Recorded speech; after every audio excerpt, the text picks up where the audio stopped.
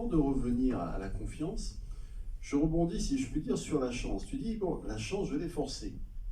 Moi, je répondrai autrement. Et vous connaissez l'expression. La chance sourit aux audacieux. L'audace rejoint l'oser.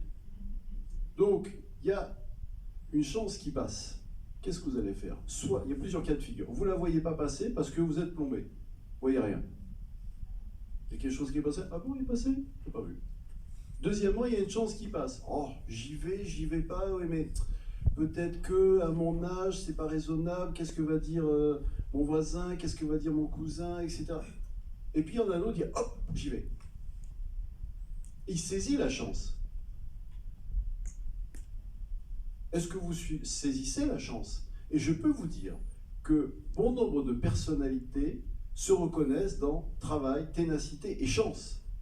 Amusez-vous à regarder les interviews, à lire les interviews de personnalités dans différents domaines qui ont réussi. Ils ont saisi leur chance. Alors après, ça marche ou ça marche pas, peu importe. Mais ils ont osé, ils ont saisi la chance. Parce que tout le monde a de la chance. Tous, nous avons un ensemble d'opportunités régulièrement qui vient. On prend ou on prend pas? On prend pas, oui, mais tu comprends, j'ai pas fait ci. Bon.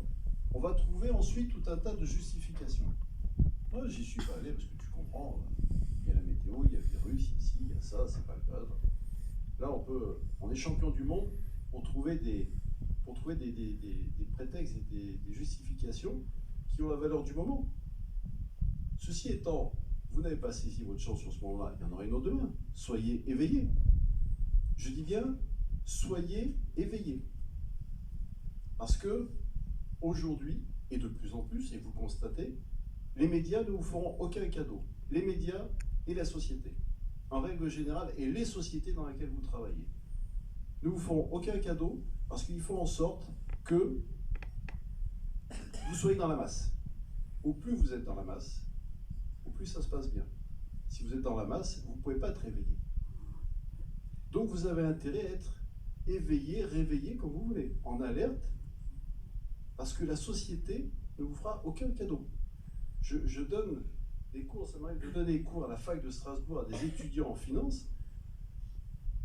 Ce que je leur explique de la vie, ils me disent, mais c'est pas possible, c'est pas ce qu'on nous apprend en cours. Je dis, oui, certes, mais ça sert à rien ce qu'on vous apprend, entre guillemets. Moi, je vous révèle, comme tu dis, la vie, des parcours de vie. La vie ne vous fera aucun cadeau. Si vous travaillez en société, vous voyez bien comment ça se passe. En ce moment, j'ai une cliente qui est adorable, 25 ans dans une société, directrice d'une très grosse compagnie hôtelière. On l'a remercié. Bon travail, tout était bien, mais non, on n'a plus besoin de toi, c'est fini. 25 ans de bons et loyaux services. Elle s'est identifiée à la société, elle a fait plein de choses. C'est comme ça. Et on peut se dire c'est pas normal. C'est la réalité du moment. Donc soyez éveillés. Pour être éveillé, il faut penser différemment, il ne faut pas faire comme tout le monde. Et là, vous aurez une chance d'être différent. Et en osant un peu plus, en sortant de votre zone de confort, qu'est-ce qui va se passer? Vous allez renforcer votre confiance en vous. La fameuse confiance dont parlait Pierre. Parce qu'au moins vous allez faire, au moins vous aurez confiance en vous. Au plus vous faites, et vous allez constater, alors encore une fois, c'est des petites choses, hein. Amusez-vous à lister toutes les habitudes que vous avez. Et amusez-vous à dire, tiens, est-ce que ça, je peux changer? Alors vous allez dire, mais à quoi ça sert? Tu changes une habitude par une autre habitude? Oui, c'est bien. Jusqu'au jour où, sur 10 habitudes, mais vous en avez beaucoup plus, vous en avez beaucoup plus. Sur les 10, vous allez peut-être dire, tiens, j'en ai plus que 8, puis après plus que 5, puis après vous allez vous libérer. Parce que les habitudes vous tiennent enfermés. Vous êtes tenu par vos habitudes. Donc c'est compliqué. Évidemment, vous allez dire, mais attends, je suis obligé de faire telle chose par rapport à ci, à ça. Oui, mais il y a peut-être une manière différente de faire les choses. On en revient à l'état d'esprit. Vous voyez qu'il y a énormément à faire, et là on essaye de synthétiser en quelques minutes, mais la confiance en soi, elle est primordiale. Et aujourd'hui, énormément de personnes manquent de confiance en soi. Et combien même, vous ne pourrez jamais être au top niveau de la confiance. C'est pas gênant si un jour vous êtes à 50, d'autres à 30, d'autres à 80. Le tout, c'est de continuer. Osez. Osez. Et je reviens à ce qu'on disait tout à l'heure. Amusez-vous. Pierre va vous le dire, il s'est amusé et continue à s'amuser. Au plus vous allez vous amuser dans votre vie, au plus la vie elle sera facile. Ça, c'est une certitude. Je fais une aparté, j'étais tout à l'heure avec un personnage qui est encore sur le salon, que vous avez peut-être entendu parler, qui s'appelle Monsieur Loïc Le Floch-Prigent. Il a dirigé la SNCF, il a dirigé ELF, il a été mis dans différentes affaires, etc. etc. Et je lui ai dit, Loïc, il a 76 ans aussi. Un genou. C'est un genou. Le genou, il est toujours dans l'industrie, il est toujours dans les affaires. Et je dis, mais c'est quoi ton secret? Qu'est-ce qui te fait avancer, ta motivation? Il dit, je m'amuse. Je m'amuse. Là où je ne m'amuse pas, je n'y vais pas. Wow. Pourtant, il a fait plein de choses. Hein. Alors, je vous délivre ce message.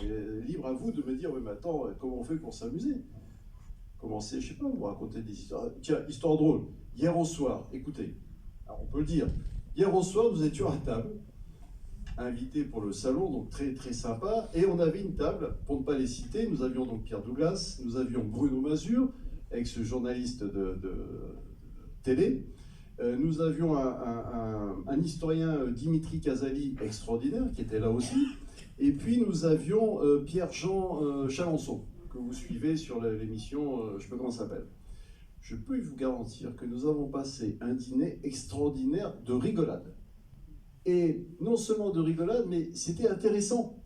Parce qu'on a eu des échanges, on a appris des choses, on a eu des points de vue différents. Et je dis, mais le dîner a sauvé la journée. Hein. Non, mais c'est vrai.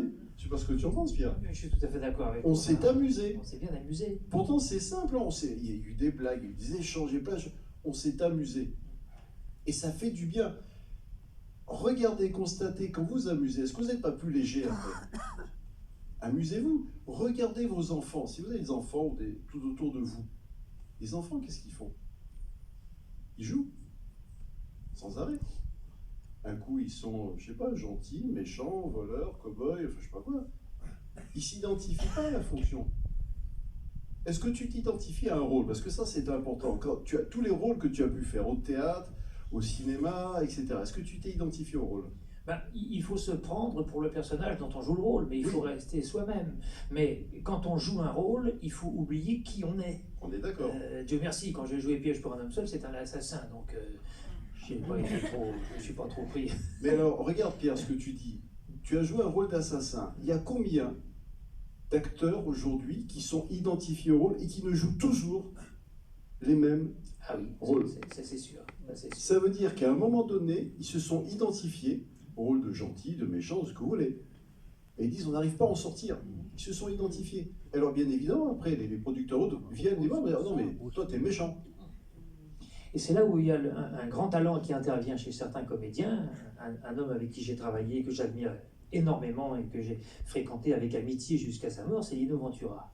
Bon, Lino Ventura, il a réussi une carrière absolument exemplaire, il est mort à 67 ans, donc il n'a pas vécu trop longtemps, et en plus de ça, il a joué des rôles comiques, il a joué des rôles de gangsters, il a joué des rôles de résistants, il a joué des rôles avec des personnages qui n'ont rien à voir les uns avec les autres. Il a toujours réussi, il a toujours été crédible.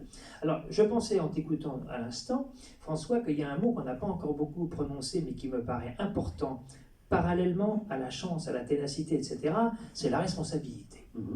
Et je pense que toi, tu es un homme éminemment responsable dès que quelqu'un entre chez toi. Parce que tu es responsable de ce que tu vas répondre à son stress. J'ai lu dans ton livre que tu disais que le burn-out, c'était la rencontre entre un homme et une situation. Alors, la rencontre entre un homme et une situation, c'est important d'en parler une seconde. Pourquoi? Parce qu'il y a une notion de responsabilité. Il n'est pas responsable de la situation dans laquelle il est, mais il est responsable de la façon dont il va réagir. Et la façon dont il va réagir dépend aussi de l'état dans lequel il est. Donc il est à moitié seulement responsable. Et je pense que la responsabilité, quand je monte sur une scène, j'ai la responsabilité de faire rire les gens, de divertir et de me faire fabuleusement applaudir à la fin. Bon.